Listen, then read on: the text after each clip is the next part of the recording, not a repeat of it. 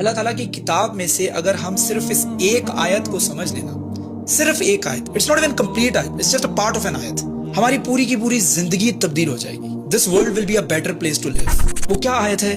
وَهُوَ مَعَكُمْ أَيْنَمَا كُنْتُمْ, وہ تمہارے ساتھ ہے تم جہاں مرضی ہو.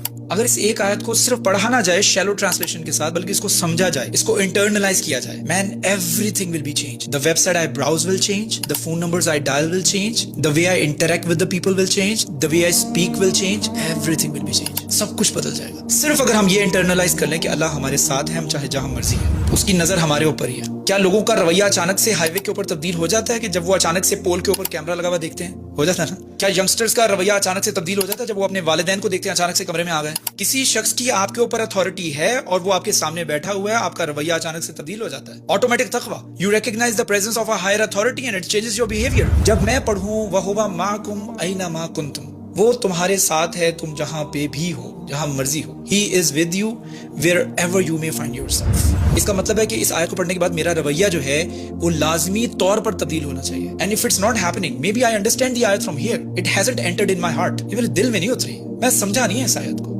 عربی میں ماں کہا جاتا ہے کمپنی کو, کسی کے ساتھ کو. وَهُوَ مَعَكُمْ, اور عربی میں اگر کہا جائے نا کوئی کسی کے ساتھ ہے تو اس کے لیے وَهُوَ بِجَانِبِكُمْ استعمال بھی ہوتا ہے, وَهُوَ صَاحِبُكُمْ یصحبکم, کوئی کسی کے ساتھ ہے اس کے لیے یہ تمام الفاظ بھی استعمال ہوتے ہیں, لیکن اللہ تعالیٰ نے استعمال کیا وَهُوَ مَعَكُمْ.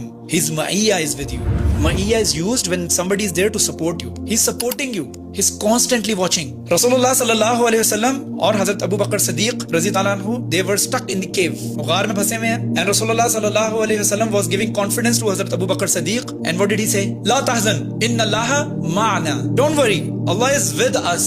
Allah is supporting us. And that exact same word ma is used here. اگر اس ایک آیت کو ہم سمجھ جائیں, خاص طور پر ہمارے ینگسٹرز اگر سمجھ جائیں, اس پوری کی پوری امت کا بیہیویئر تبدیل ہو جائے. The next generation will be the best generation. I'm not talking about the whole Quran. میں صرف بات کر رہا ہوں صرف اس چھوٹی سی آیت کے چھوٹے سے پورشن کی.